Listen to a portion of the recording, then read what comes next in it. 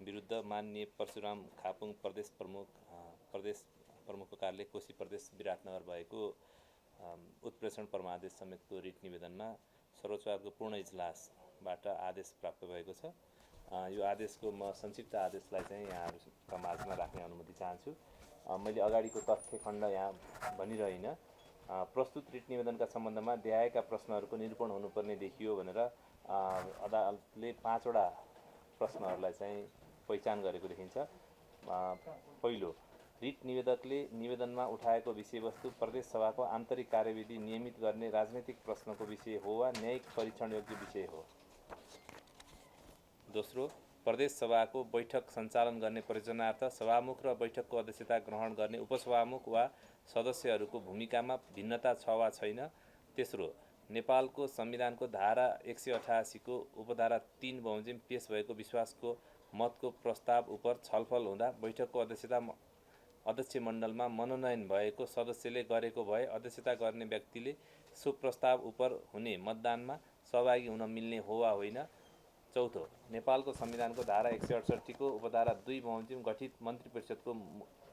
मुख्यमन्त्रीले ऐजन धारा 168 को उपधारा 4 बमोजिम प्रदेश सभाबाट विश्वासको मत प्राप्त गर्न नसकेको अवस्थामा संविधानको सोही उपधारा पुनः क्रियाशील हुने हो वा संवैधानिक प्रावधान बमोजिम अन्य विकल्पमा जानुपर्ने हुन्छ। र अन्तिम प्रश्न, रिट निवेदकको माग बमोजिमको आदेश जारी हुनुपर्ने हो वा होइन। निर्णयतर्फ विचार गर्दा मिसिल संलग्न निवेदन, लिखित जवाब तथा प्रदेश सभाबाट प्राप्त श्रव्य दृश्य र सोको उतार समेतबाट नेपालको संविधानको धारा 168 को उपधारा 2 बमोजिम मिति 2080-4-16 मा प्रत्यर्थी मध्येका माननीय उद्धव थापा कोशी प्रदेशका मुख्यमन्त्रीमा नियुक्त भएका र त्यसरी नियुक्त मुख्यमन्त्रीले नेपालको संविधानको धारा 168 को उपधारा 4 बमोजिम विश्वासको मत लिनुपर्ने हुँदा मिति 2080-5-4 मा विश्वासको मतको प्रस्ताव कोशी प्रदेश सभामा निर्णयार्थ पेश भएकोमा प्रस्ताव पारित गर्ने प्रक्रियामा माननीय इस्राइल मन्सुरीले प्रदेश सभाको बैठकको अध्यक्षता गरेका, निजले उक्त प्रक्रियामा मतदानको समय सकिएपछि मतदान गरिसकेका अर्का माननीय सदस्य गीता तिमसिनालाई सभाको अध्यक्षता गराई मत सच्याउने समयमा प्रस्तावको पक्षमा मत दिई पुनः अध्यक्ष मण्डलको हैसियतले अध्यक्षता गरेको र उनको समेत मत जोडी प्रस्तावको पक्षमा बहुमत पुगेको घोषणा गरी माननीय प्रदेश प्रमुखलाई जानकारी गराएको तथ्यमा विवाद देखिएन। अब पहिलो प्रश्नको सम्बन्धमा विचार गर्दा संविधान आफैमा राजनीतिक प्रश्न मिश्रित कानुनी दस्तावेज भएकाले संविधानको व्याख्यासँग सम्बन्धित कतिपय प्रश्नहरूमा राजनीतिक प्रश्नहरू समेत सन्निहित हुनु स्वाभाविक हो। तथापि प्रस्तुत विवादमा केवल प्रदेश सभाको आन्तरिक काम कारबाहीको नियमितताको प्रश्न मात्र निहित नभई नेपालको संविधानको धारा 168 बमोजिमको प्रदेश मन्त्री परिषदको गठन प्रक्रिया, धारा 186 बमोजिम सभाको अध्यक्षता गर्ने व्यक्तिलाई सभामा पेश हुने प्रस्तावमा मतदानको अधिकार हुने नहुने प्रश्न र संविधानको धारा 188 अन्तर्गतको विश्वासको मत लिने प्रक्रियामा धारा 186 को व्यवस्था आकर्षित हुने वा नहुने जस्ता संवैधानिक व्यवस्थाको व्याख्या र कार्यान्वयनको प्रश्न समाहित रहेको एवं यस अदालतले यस्तै प्रश्नहरू रहेको 52 डब्लुओ 3105, 59 डब्लुओ 3542, निनम 8420, निनम 8571, 077 डब्लुओ 0028, 077 डब्लुओ 0071 लगायतका मुद्दाको व्याख्यामा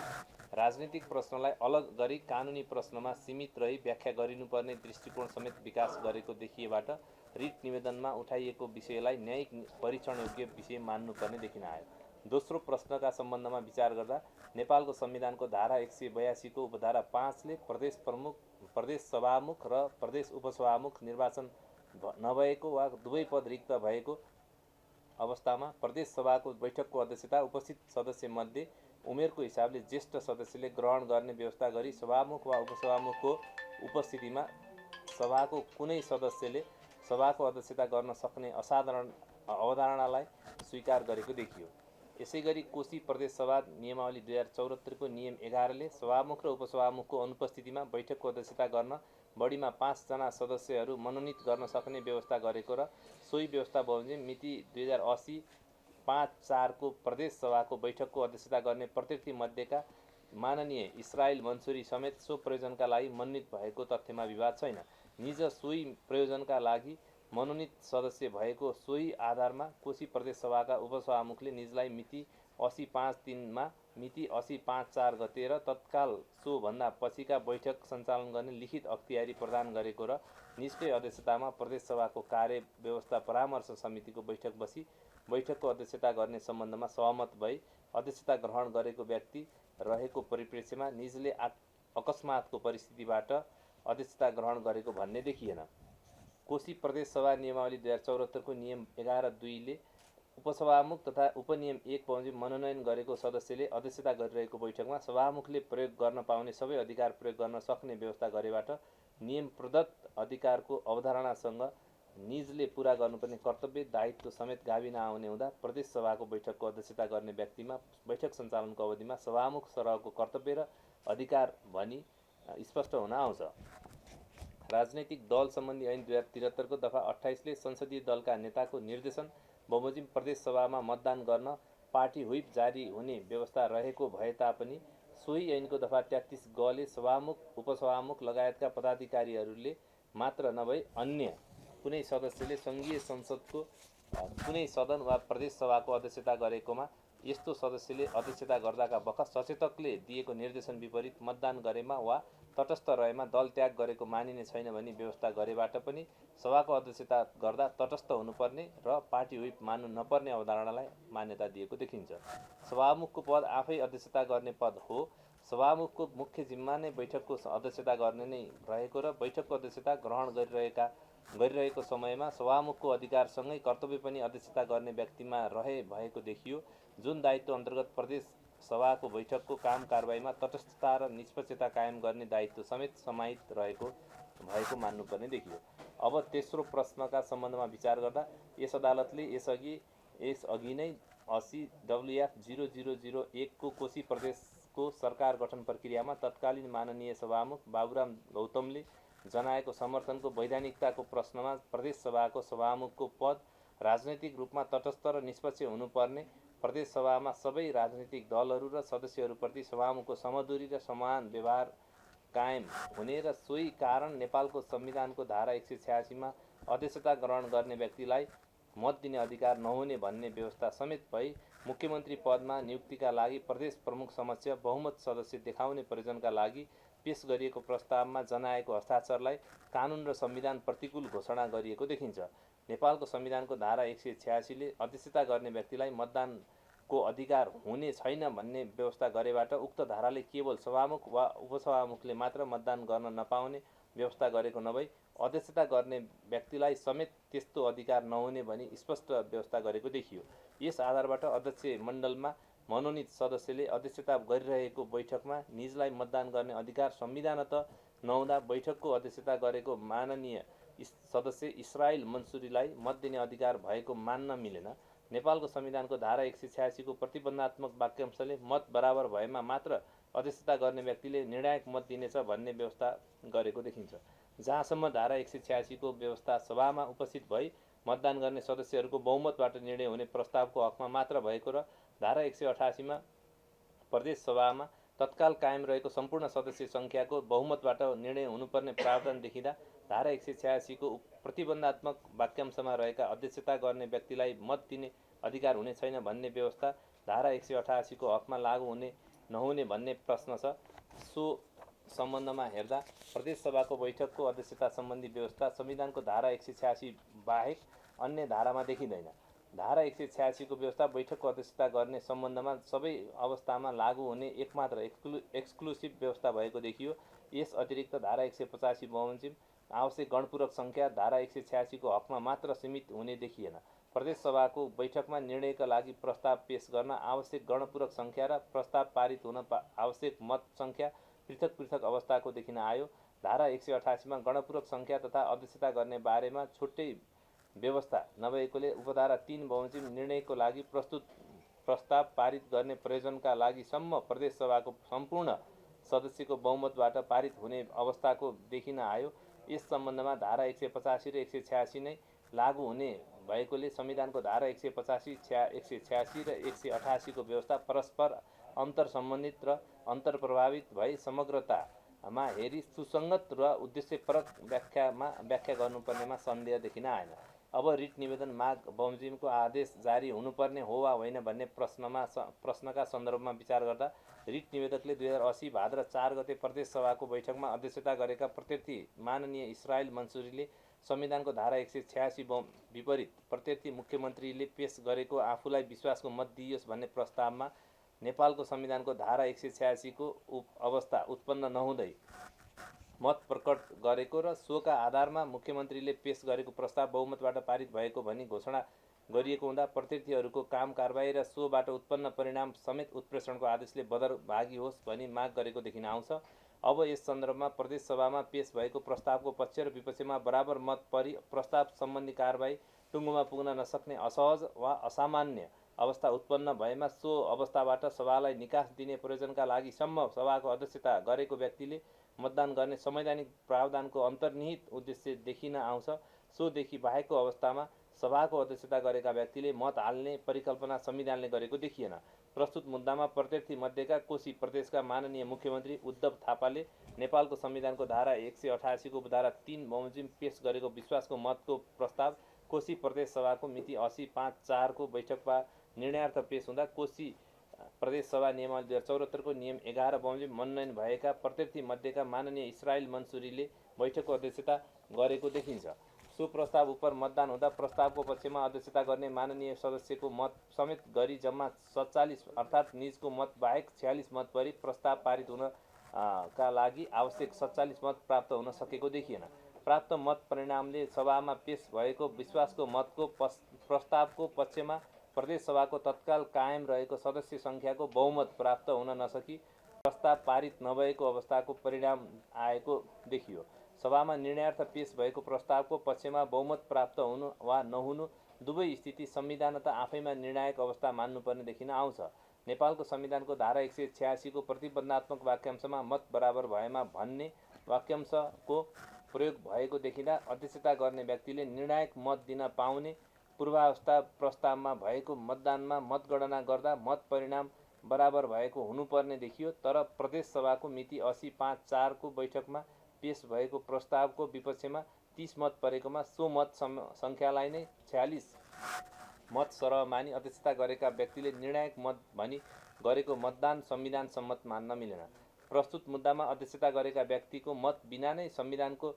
सभाको मत निर्णायक भएको र सभाको अध्यक्षता गर्ने व्यक्तिले मत हाल्नुपर्ने अवस्था भनी नेपालको संविधानले परिकल्पना गरे बमोजिमको अवस्था नै उत्पन्न नै नभएको अवस्थामा समेत सभाको अध्यक्षता गरेका प्रत्यर्थी मध्येका कोशी प्रदेश सभाका माननीय सदस्य श्री इस्रायल मन्सुरीले उक्त प्रस्ताव उप मतदान गरेको कार्य नेपालको संविधानवादको मान्य सिद्धान्त तथा यस अदालतबाट प्रतिपादित नजिर सिद्धान्त समेतको प्रतिकूल देखिँदा उल्लिखित प्रस्तावमा निजले गरेको मतदान सो मत समेत गणना गरी उक्त प्रस्ताव प्रदेश सभाको बहुमतबाट पारित भएको भनी सो सभाले गरेको मिति 80/5/4 को निर्णय तथा उक्त निर्णयको जानकारी गराउन सोही मितिमा प्रदेश प्रमुखलाई गरेको पत्रचार लगायतका काम कारबाही उत्प्रेषणको आदेशद्वारा बदर हुने ठहर्छ। प्रत्यर्थी मध्येका माननीय उद्धव थापाले नेपालको संविधानको धारा 168 को उपधारा 4 बमोजिम प्रदेश सभाबाट विश्वासको मत प्राप्त गर्न सकेको नदेखिँदा निज स्वतः मुख्यमन्त्री पदबाट पदमुक्त हुने भएकोले सो सम्बन्धमा थप बोलिरहन परेन। जहाँसम्म निवेदकले प्रदेश सभामा सबैभन्दा बढी सदस्य सङ्ख्या भएको दलको नेताको हैसियतले संविधानको धारा 168 को उपधारा 3 बमोजिम आफूलाई मुख्यमन्त्री पदमा नियुक्त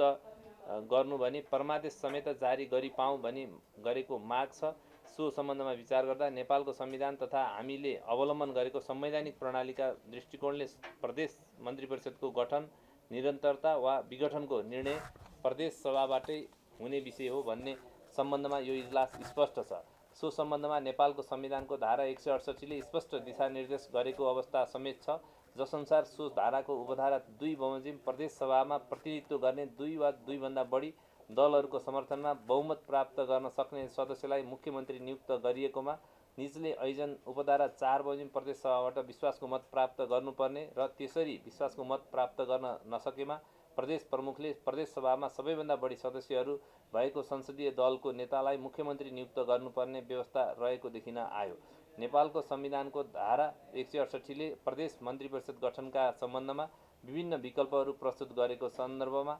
उपधारा 2 बमोजिम गठित मन्त्री परिषदले उपधारा 4 बमोजिम विश्वासको मत प्राप्त गर्न नसकेको अवस्थामा उपधारा 3 बमोजिमको मन्त्री परिषदको गठन नै स्वाभाविक देखिन आउँछ। यस सम्बन्धमा यस अदालतबाट यिनै निवेदकले दायर गरेको 80WF0001 को उत्प्रेषण परमादेशको मुद्दामा 2080 5/11 मा जारी भएको संक्षिप्त आदेशमा समेत उपधारा 2 बमोजिम गठित मन्त्री परिषदले ऐजन उपधारा 4 बमोजिम विश्वासको मत प्राप्त नगरेमा संविधानत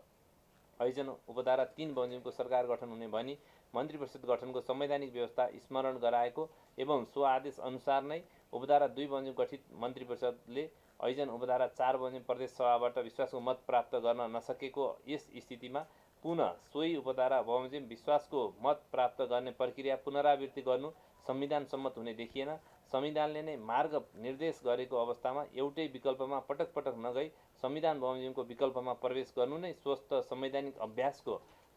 विकासका दृष्टिले उचित हुने देखियो। उपधारा 3 बमोजिम गठित मन्त्री परिषदले समेत ऐजन उपधारा 4 बमोजिम प्रदेश सभाबाट विश्वासको मत प्राप्त गर्न नसकेमा ऐजन उपधारा 5 बमोजिम प्रदेश सभामा विश्वासको मत प्राप्त गर्न सक्ने कुनै सदस्यलाई मुख्यमन्त्री नियुक्त गर्न सकिने संवैधानिक व्यवस्था रहेको देखिन्छ। संविधानले निर्देश गरेका स्वाभाविक विकल्पहरूको तदनुरूप नै प्रयोग गरिनुपर्दछ। यस स्थितिमा संवैधानिक व्यवस्था तथा यस अदालतबाट भएको पूर्व आदेश बमोजिम उपधारा 3 बमोजिम प्रदेश सभामा सबैभन्दा बढी सदस्यहरू भएको संसदीय दलको नेतालाई मुख्यमन्त्री नियुक्ति गर्नुपर्ने देखिन आयो। तसर्थ प्रस्तुत रिट निवेदन उपरको प्रारम्भिक सुनवाईमा यस अदालतबाट कोशी प्रदेश सरकारका नाउँमा प्रस्तुत निवेदनको अन्तिम टुङ्गो नलागुन्जेल दीर्घकालीन महत्त्वको र नीतिगत निर्णय नगराउनु भनी अन्तरिम आदेश जारी भएको देखिँदा प्रदेशको कार्यकारिणी अधिकार निहित मन्त्री परिषदलाई लामो समयसम्म सो अवस्थामा राखिरहनु उचित नदेखिएकोले प्रस्तुत आदेश प्राप्त भएका मितिले 48 घण्टाभित्र नेपालको संविधानको धारा 168 को उपधारा 3 बमोजिमको प्रक्रियाबाट मन्त्री परिषद गठन गराउनु भनी प्रत्यक्ष कोशी प्रदेश प्रमुख समेतका नाउँमा परमादेश समेत जारी गरिएको छ। प्रस्तुत आदेश तत्काल कार्यान्वयन हुनुपर्ने प्रकृतिको भएकोले प्रत्यर्थीहरूको जानकारी तथा कार्यान्वयनका लागि अविलम्ब सबै प्रत्यर्थीहरूलाई तथा महाधिवक्ता कार्यालयलाई समेत यो संक्षिप्त आदेशको एक प्रतिलिपि पठाइदिनु। आदेशको पूर्णपाठ पछि तयार गरिनेछ। धन्यवाद।